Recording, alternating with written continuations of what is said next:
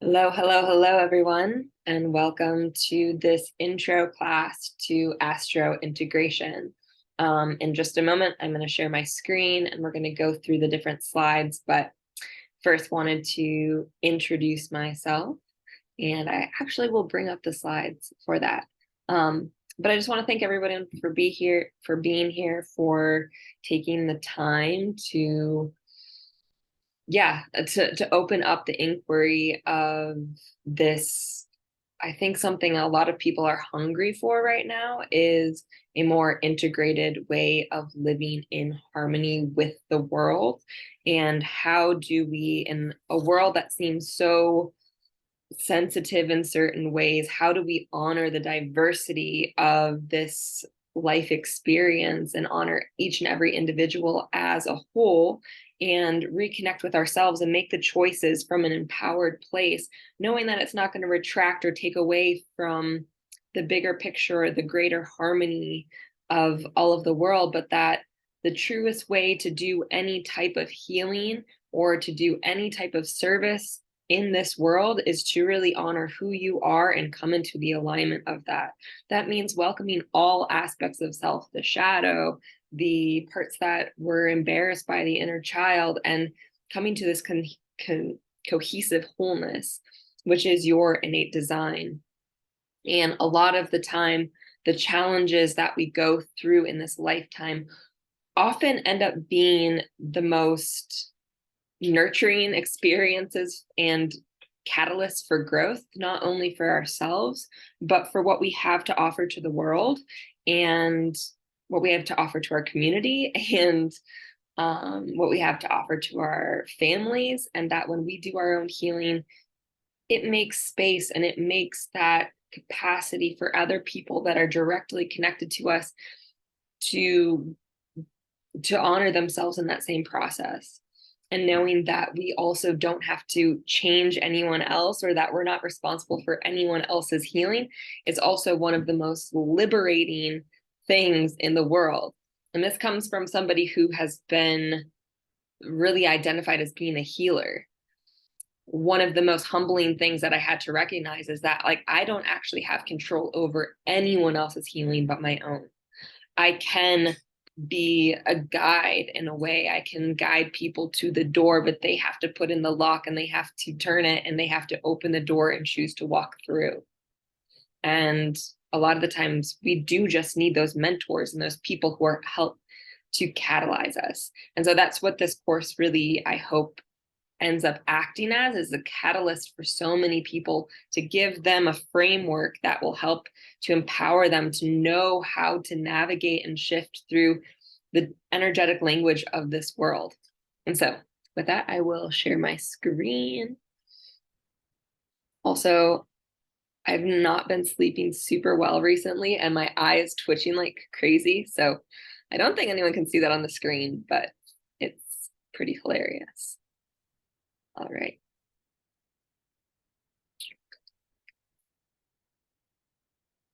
And here we go. Welcome to Astro Integration, bringing astrology down to earth through nutrition, body, and somatic understanding.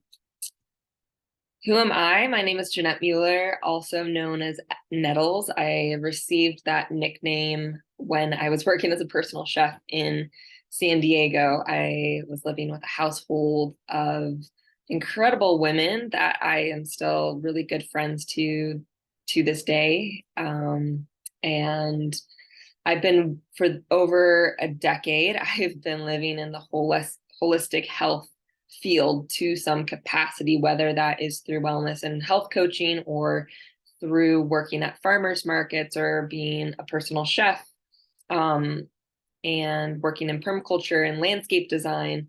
So I kind of have this super comprehensive understanding of where and how we nourish ourselves. And I have also studied as an herbalist, which was really my introduction into astrology. I studied with a teacher named Seja Papam, who was so foundational for my understanding of the energetics of nature, as well as Matthew Wood, who's an herbalist from Minnesota. And I apprenticed with a Lakota healer who's worked with Matthew Wood named Red Elk. And so their teachings were really foundational for me, as well as other healers and herbalists that I worked with in Austin, Texas, and in Guatemala and throughout the world, which brings me into that travel.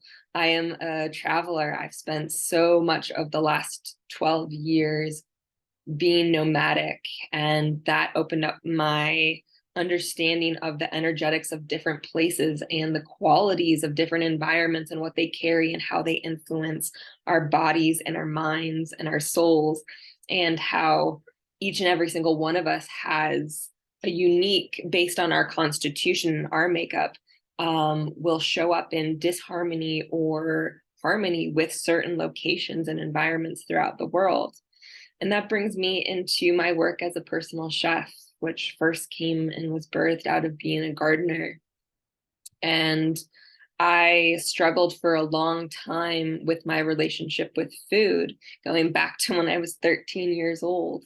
And there was always this feeling of, there was trying to control and trying to understand, and being told by certain people what was good for me. And so I tried all these different things because I wanted and I craved this wellness and wholeness. And so I looked at that through food and through my relationship with food. And I thought if I could have this perfected form, that somehow that was going to bring my life into a sense of wholeness. But I had to get messy first. And so gardening and working with plants was really one of the most healing things that I was ever able to do as well. And that brings me into this life experimenter. I'm one of those people who learns best through trial and error.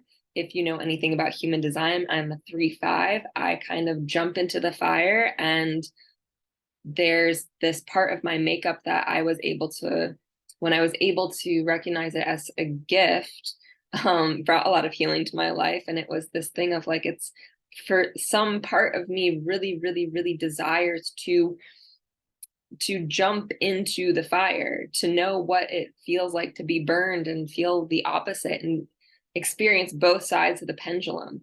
And through that, I come into this other quality of being able to teach, and not teaching through memorization of books, but through life experience. And hopefully this course is going to bring some of those things together for everyone else. I'm also a neurodivergent. My brain works differently than like many of us, but I was diagnosed with OCD when I was younger, with ADD, and also with dyslexia. And so there's that inability to be able to operate in the world in a very structured way has also given me this, what I believe is an intuition of learning how to really, okay, if I'm going to learn, I have to do it through deep, deep, deep understanding, taking knowledge and bringing it into wisdom. And then coming to the astrology, I am a Sagittarius ascendant, I am a Taurus sun, and I'm a Capricorn moon. I could say the rest of my chart, but we're going to leave that for another time.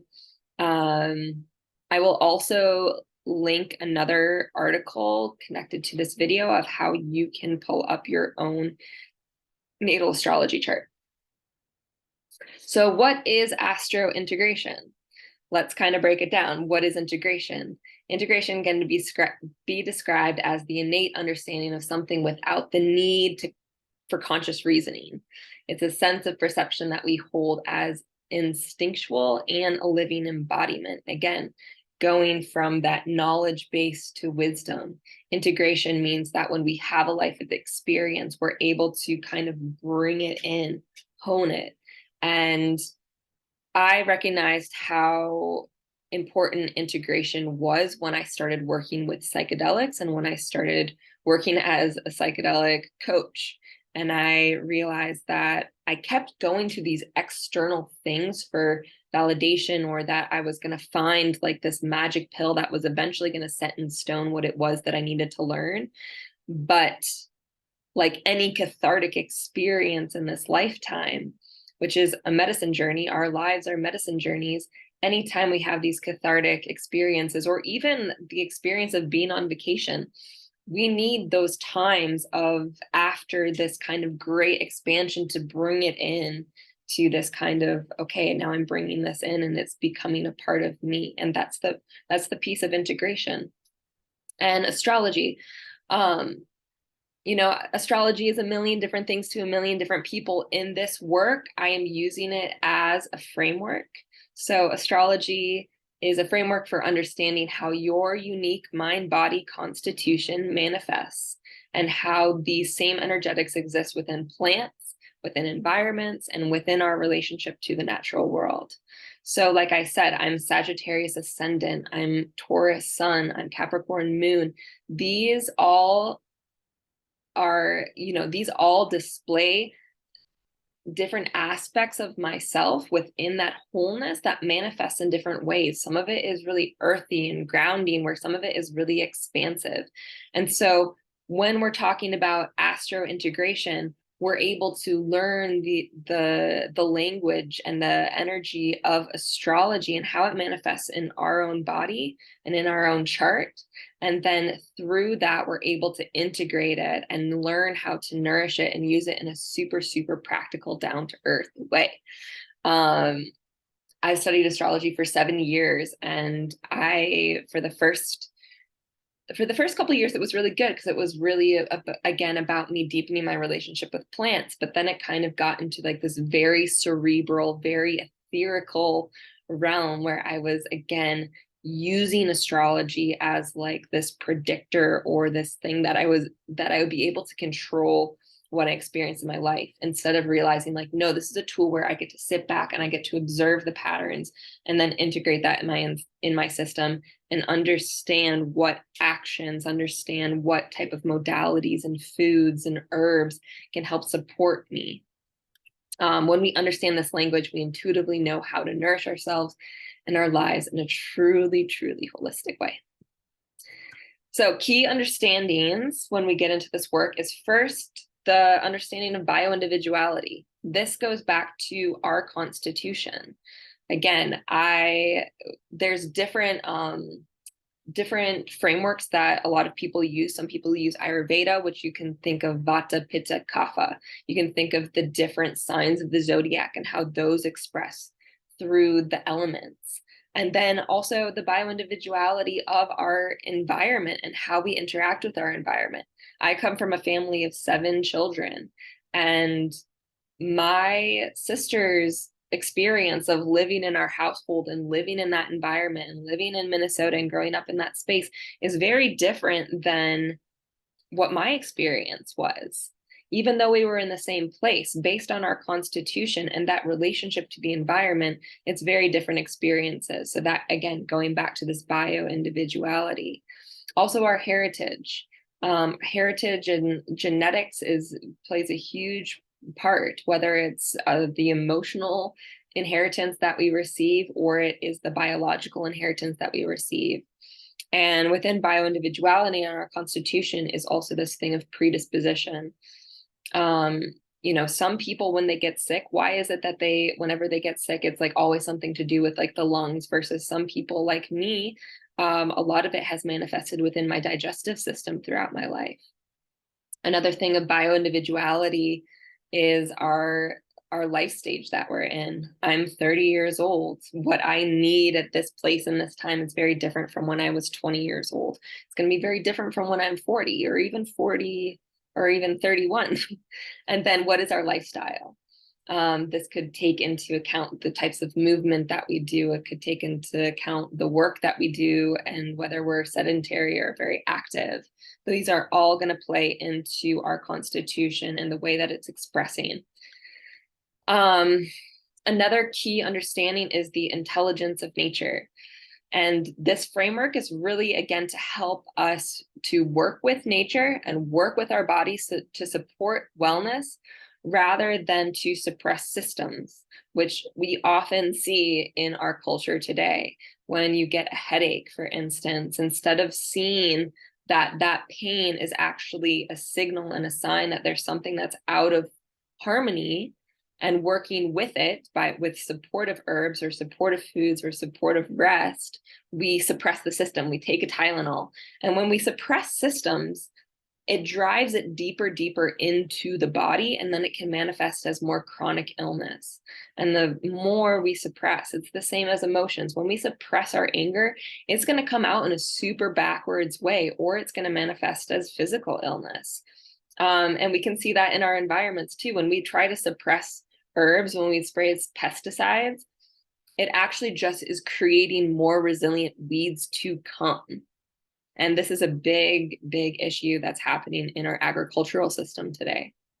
So this key understanding of the intelligence of nature, to see that like when illness is coming about in your body, it's a reframing of seeing like this isn't actually something bad. We're so quick to label any symptom as something that is bad. But when we can shift our mind and shift our heart into a way of like, wow, this is a powerful tool that my body is trying to signal and communicate with me, then we respect and we trust that intelligence of nature, which is so grounding. And then the holistic human, as well as the holistic plant. And this is looking at the body as a complete wholeness of mind, body, soul, spirit that's always at play and always playing within each other. Again, kind of the example that I gave about like if we suppress our anger for so long or grief for so long, it can express physically in the body. That's why when we look at Chinese medicine, or if we even look within medical astrology, we can see certain disharmonies within the psyche that are manifesting through different organ systems in the body. A lot of the time, the quickest example that comes to me is the liver's association with anger. Looking at the holistic human again is that in its relation to astrology is that, you know, I introduce myself as a Sag, Taurus, Capricorn, but the truth is the entire chart from Aries to Pisces exists within me. It expresses itself in different areas of my life, and certain things again are stronger emphasized than others, but I am the holistic part of it. You are the holism of your chart. When you look at that, the goal is not to separate and fracture ourselves even more into these different parts of sun, moon, Venus, Aries, but to see that like, wow, all these things are interacting and I am the center point. I'm the center point that has experienced all these things within my life. And then the last key understanding that I'm going to introduce is vitalism. And this goes back to kind of Renaissance medicine and the understanding that everything is made of energy. And this energy exists on a variety or a varying spectrum of expression. So we could think of this as, I think we're actually going to get into it, so I'll wait. All right. So here is the chart and your introductory to the chart. I'm sure many of you have seen a chart, and if you have not, then I'm just going to go through it briefly. I think that you can see my cursor, but here in this chart, the example right here is Libra.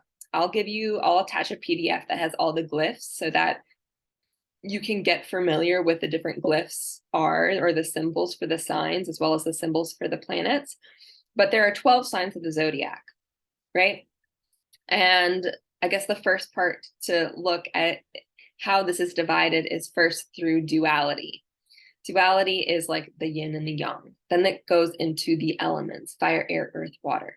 The modes is the way in which the elements move and that energy moves. There's 12 houses that are associated with 12 signs of the zodiac. And then there's 7 inner planets, which is what we're primarily going to be working with.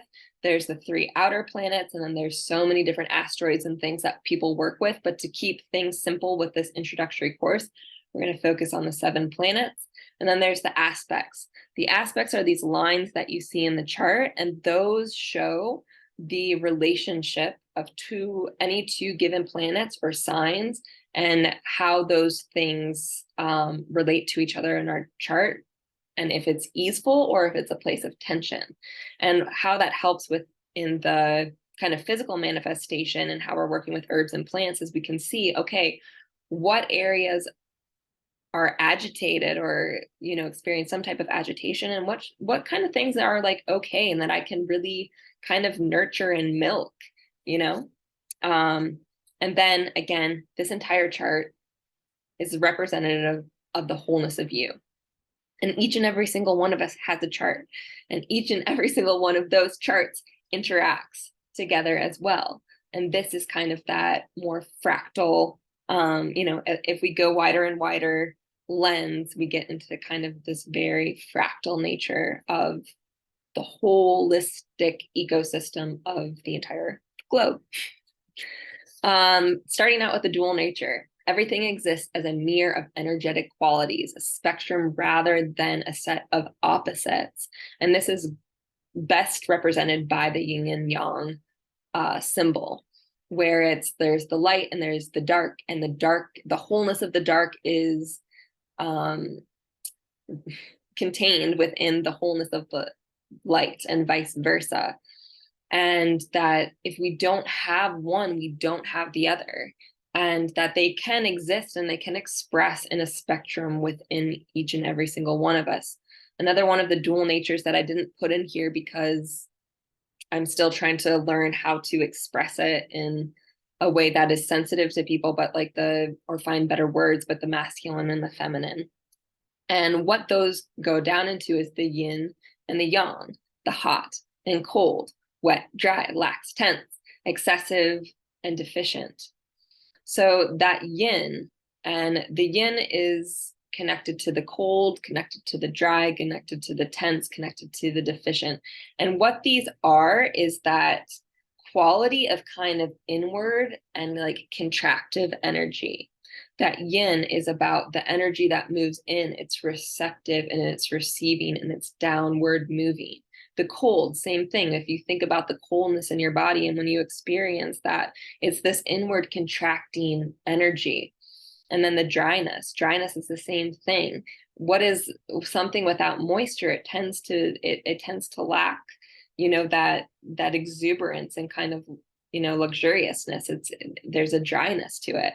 And the tension too. Tension is that inward feeling of like when you're holding your butthole in or whatever, you're just, you know, you're tense, your body's tense. If you and that goes along with the cold and the yin. And then the same thing with it can show up as like this deficiency within our systems. There's a lack of vitality in a certain way. If things become too cold or too yin or too dry, it really relates to this deficient state that can express within us. And then the same thing on the other side of that yang, expansive energy, and same with heat and hotness, not just like temperature wise, but like dispersive hot energy. If you eat a chili pepper and you just feel that, it's like this up and out type of feeling. And the wetness, you know, you feel wetness in your body. And then that lax state where it's just like things are almost like too diffusive, that there's no structure to it. And then that can express in this excessive type of energy. So that is the dual nature. Going into the elements, fire, air, earth, water, ether, there's different, you know, this is within astrology really. And we primarily, as you go through the signs of the zodiac, each one is going to be related to a different element, and they go in sequential order. Ether will not be in there. Ether is kind of the combination of all these different elements as they come together. But that fire element starts with Aries season. It's that spark of life. And we go into Taurus, which kind of brings that expansive energy down into this grounded, kind of contractive yin state. And then we go to the air, which is Gemini season, which again is kind of dispersive, but it's not hot is as much as it just moves. It's very mutable. And then we go into the water sign, which again is that yin downward moving energy. And you can see as we go through the zodiacal year and each and every workshop that we go to, we're going to be going through this expansion, contraction, expansion, contraction, expansion, contraction of the different elements and how they manifest in the world. And the thing is, we need that. within the dual nature, it's not to ever express too much yin or too much yang. It's to find what is our unique constitutional makeup and expression, and then being able to use herbs and foods in order to balance that within our system. Just like with the elements, if we have too much fire in our chart, it can express as heat and inflammation. If we have too much earth, it can be stagnation and like a lethargy. And so we are able to mix and play with these different elements again to find harmony. And then this goes into the modes. Modes is kind of this threefold pattern that we see everywhere in nature, from 3-leaf clovers to I don't know, other 3 things. But this expresses the way in which energy moves. So there's first cardinal. Cardinal is that spark, initiating energy. Then there's the fixed energy, which is the maintenance stage. And then there's mutable energy, which is the expression of the shifts in seasons, or the, and the best way to kind of introduce that, I guess, is like cardinal fire is Aries. It's the beginning of spring. Then we come into Taurus, which is kind of the middle and the maintenance stage of the springtime. And then we move into Gemini season, which is mutable air, and it's the shifting from the springtime into the summertime. And then we can also see this pattern displayed through Pitta, Kapha, and Vata within the Ayurvedic dosha system. And within the plants, we see it as the seed, the flower, and the fruit. And within the body, or through our constitutional expression, we see it through the spirit, either the body and the mind.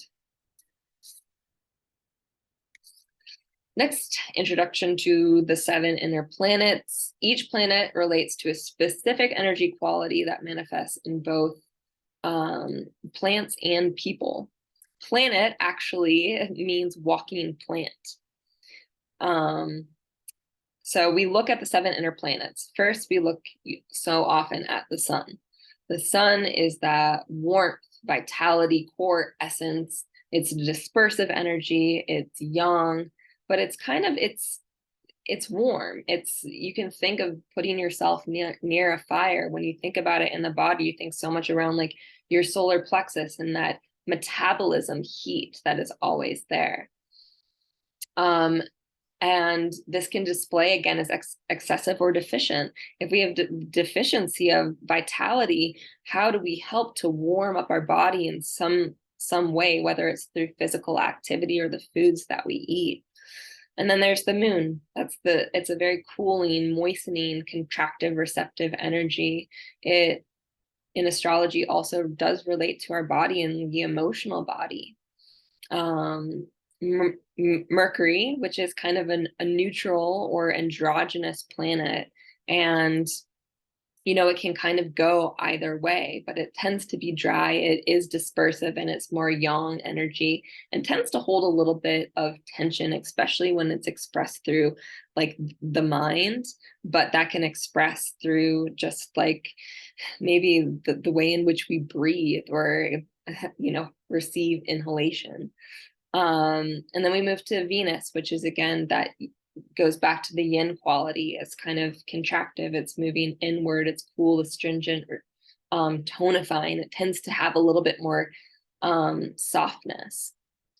And then we move to Mars, and Mars is not warm like the sun. It's hot, it's dry, it's quick, it's sharp, it's penetrating. It's a very yang energy, and also can express in areas of tension, especially if things are too hot. If you think about like, if you ever have eaten like really spicy food and you start feeling hot and you see how like you start getting agitated and irritated, that's like that Mars quality.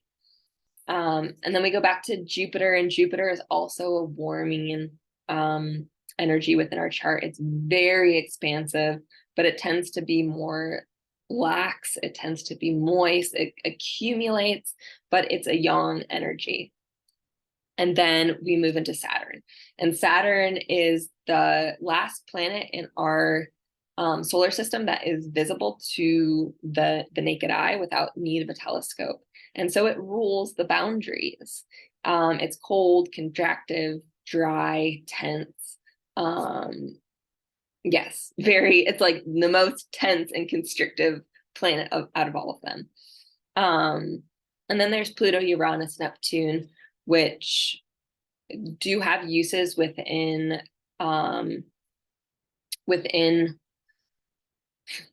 astro integration, but it's kind of more of an advanced course or things to add on. So we're gonna focus here.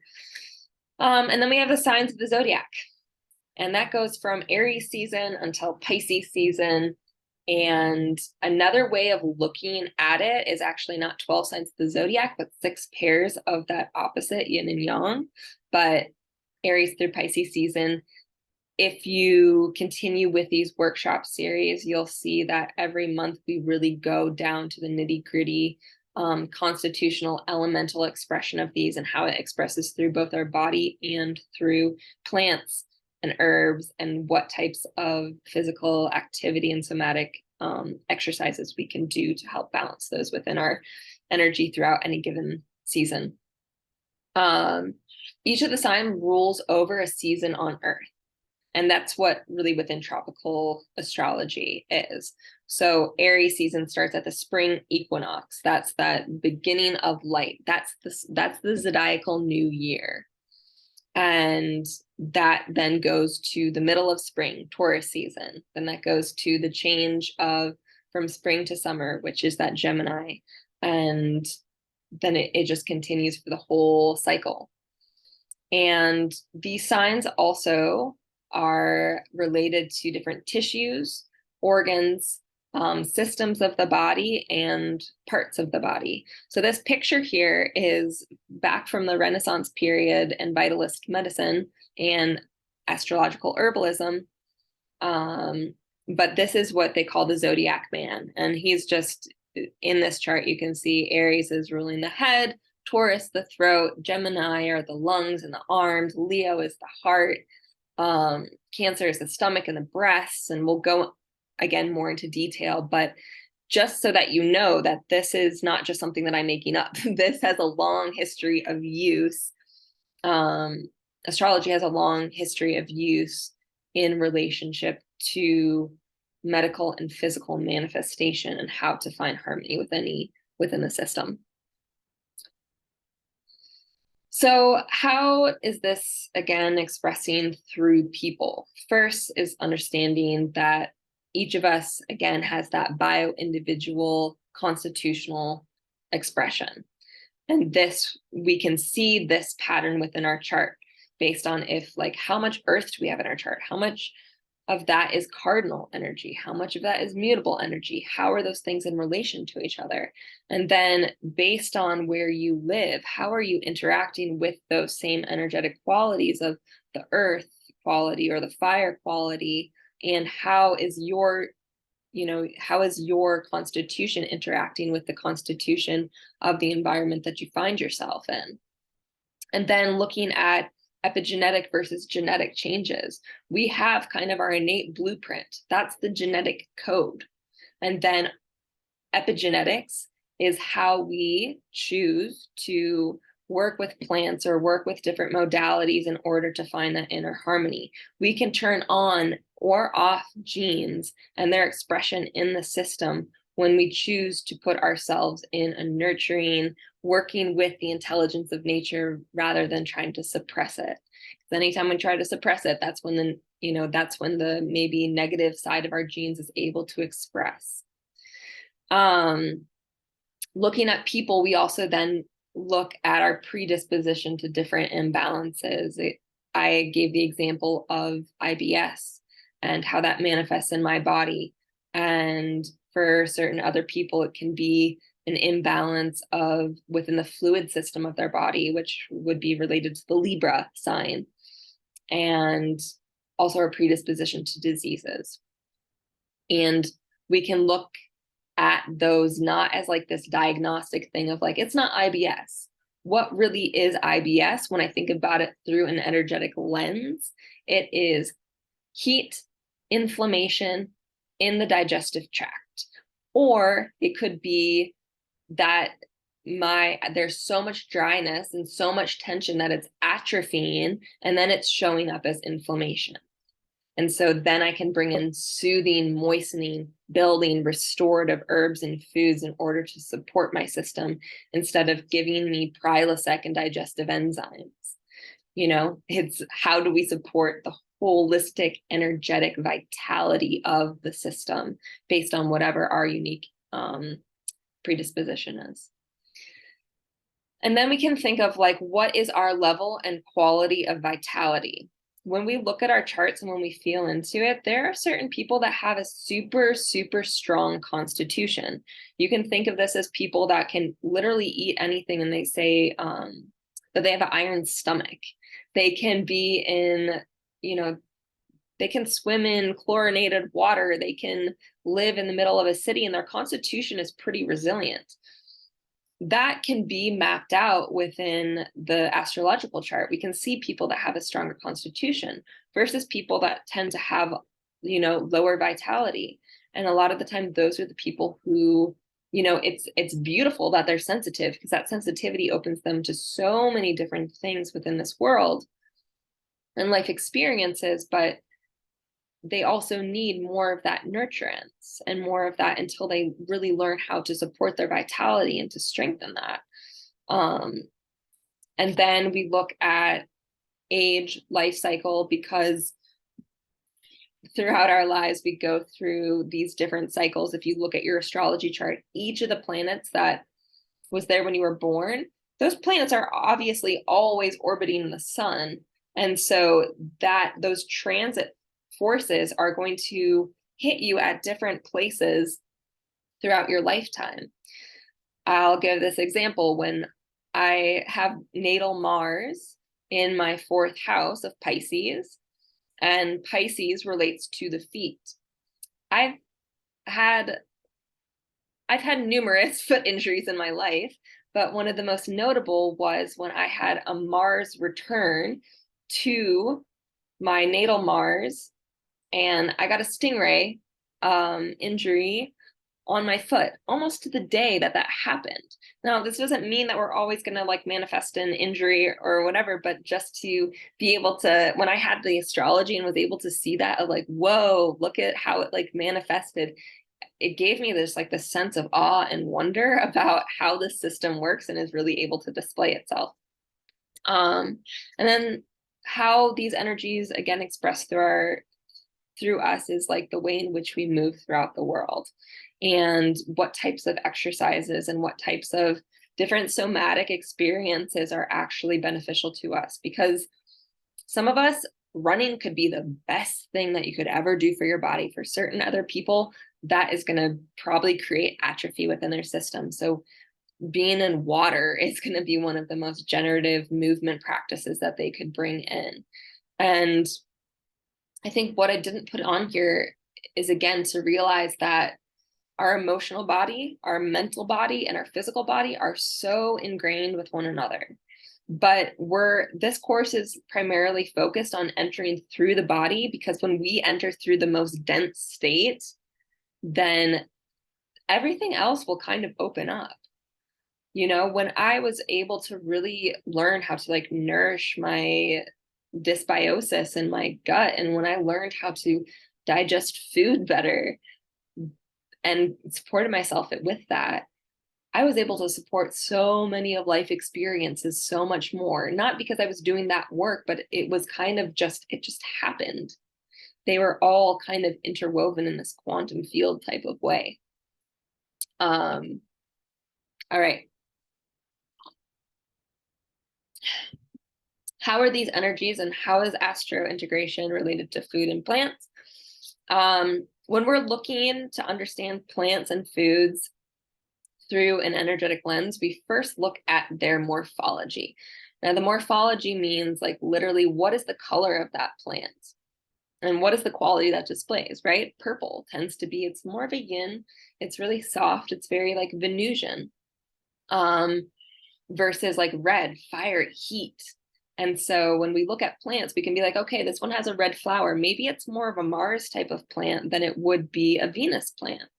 And so that's how we, again, begin to use our wisdom of observation and experimentation to understand plants and food. Next, we look at our taste. And the taste of food is going to vary from energetic qualities. So you can taste a plant that's really spicy, heat generating. Okay, it's either that's going to be like Aries, Leo, Sagittarius type of food versus, something that's super sour, like sour cherries. Maybe that's a Venusian or like Taurus type of food. And then the smell and the way that the plant grows. We can see how plants grow, or the down here, maybe I didn't put it, but the other thing to look at is like, what is the part of the plant that's being used? I think that also has a huge morphological signature, because the stems is what in the plant carries water. The leaves is what disperse that air energy. The root, that's the earth quality. And then the fruit is that fire quality, or the seed is that fire quality. So when we look at like, what is it that we're ingesting, we can understand it from that energetic lens as well. And then the habitat. What is the habitat of where these plants grow or where they're being raised? And what is the quality of that? And this isn't just, actual environment, but this can be like, okay, is this being raised by a farmer who's like really in his integrity about how he grows and chooses to raise his animals? Or is this from a place of, again, of kind of industrial feedlot or industrial grown corn, canola, soy? And so that's a way of kind of understanding the habitat. Also, with habitat, when let's say we have a lot of heat inflammation and we're trying to find a remedy for that, we can look at like, well, what's a desert environment, and what are the types of plants that are growing there? And we can see aloe. Aloe is literally, like, my teacher, Red Elk, he always said that whatever the collective or whatever people are experiencing in disharmony in your local environment, the remedy is also always there. And one of the clearest examples of this is like, wherever you find poison ivy growing, jewelweed, which is its remedy, is always growing nearby. If we think about that desert, places where people are dehydrated and dry, and places where people are getting burnt by the sun, aloe vera is there. It's like, hey, you're going to be in this environment. Don't worry, I got your back. So how do we look at the habitat and understand from that energetic lens of like looking of, maybe it's not a really good idea for me to be living in Colorado in the middle of the winter and be eating pineapple. Probably doesn't really make sense. Probably also doesn't make sense for my constitution at that place, because I already run cold. If I'm bringing in cooling foods like pineapple, maybe not the best choice for my constitution at that season. And then looking at the season harvested, right? So a lot of, let's say like potatoes. Potatoes are always harvested in the wintertime, and they have a pretty long shelf life. Now, the grounding quality and the warming quality of potatoes and how it helps to feed our vital force and energy through the carbohydrates that it has, that is like one of the perfect plants to be eating throughout the winter months, especially like Capricorn season or Aquarius season. Please, people with strong Aquarius should eat more potatoes, because it really does act as a grounding force for very fixed air energy. And then we look at like, what are the actions that these different plants have on our bodies?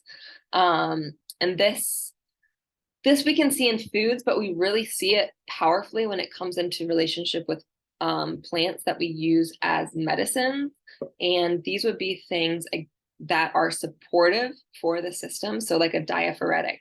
Diaphoretic is a plant that when you ingest it, it opens up your pores. It starts to stimulate circulation in your system. And what it helps the body to do is to kind of amp up and support the fever. the fever, and like when you're experiencing a fever, it's actually that your body is trying to kill off any pathogens that are in it. And we're so quick to like take cooling herbs, like things that cool us down, or take medicines that help to break the fever. But the truth is, we want to take in diaphoretics. We want to take things like ginger. We want to take things that are going to really help to support and to sweat out and disperse that energy, so that we're supporting the body's natural system to wanting to heal. Also looking at these different actions is like, we can see that certain plants have an affinity for different parts of the body. So this is, I guess, down in affinity. But milk thistle, for instance, or even burdock root, when you eat burdock root, as soon as I take like a bite of burdock root, I can feel my liver starting to contract. It's like, or if you've ever taken like bitters in a cocktail or something, those bitters, like you kind of feel like this astringency, and you kind of feel this, and you can feel your liver, and you can feel like kind of the movement of that. And that stimulation actually helps you to digest fats and helps you to release kind of the toxic bile that's there and flush it out, so that we can bring in new generative and nourishing fats into the body. And then one of the most important things to use as we go forward in this astro integration, in how we're working with plants and nutrition, is when you eat food, when you drink teas, when you do any type of exercise, keep observation, keep a notebook, and every time be able to be like, wow, I felt this way. I felt, and this can be, a physical sensation that you have in your body. And it can also be like an emotional experience that you have in your body. Like, oh, I ate this thing and I realized that 20 minutes later, I was feeling super, super anxious. I ate this thing and I realized that within 20 minutes, I felt super, super high. And then I had this crash. And or like, this thing felt really nourishing for me, or I felt super sad after I drank that third glass of Pinot last night. But really pay attention to your direct experience of what these plants and foods build and bring into your system. The most important. And then bringing this stuff all together, and the goal ultimately is finding that harmony. As we learn how our unique constitution and elemental qualities manifest in our body, mind, and spirit, we are left empowered to make decisions that support our vitality specific for us. And then we give other people the right and the ability to choose and to do what is best for them and for their physical system. And through physical nourishment, our mind, spirits, and life experience expands from a place of evolutionary wholeness. To heal means to become whole. To heal means to become whole. And the truth is, we're never broken. We just have to learn how to reconnect and rediscover this innate energetic language that lives through each and every single one of us. So what's next? What's next? Astro integration. This going forward, you're so welcome on this 12-part workshop series where we take the journey through the body and through the astrological signs and seasons. Each month we'll dive into the energetics as well as the foods and herbs to support your body's greatest expression. To heal means to become whole. Begin your rediscovery of your being. And with this, my goal is that, as a practitioner, as a health coach, as an integration coach, people often come to you at a place where they're like, I can't figure this out. And I love working one-on-one with people and being able to kind of decipher these things individually. But the most empowering thing for me was that when I was able to understand this language for myself, I didn't need anyone else to tell me what to do or what to eat or how to balance my energy. I knew that if I took the time to sit back and to be with the discomfort, that I could communicate with my body or with my emotions in any way, and I would know how to proceed with aligned action. So that's my goal, that like throughout this year that you're going to make mistakes, you're going to be able to experiment and to really, what I would invite everyone into is to just take the energy of curiosity. Take your life and your body as an experiment and use it as a tool to cultivate a deeper relationship with yourself and with nature and with plants and with food and with all of life experience as something that's to be honored and something that is like totally intelligent and something that you could never learn in a book.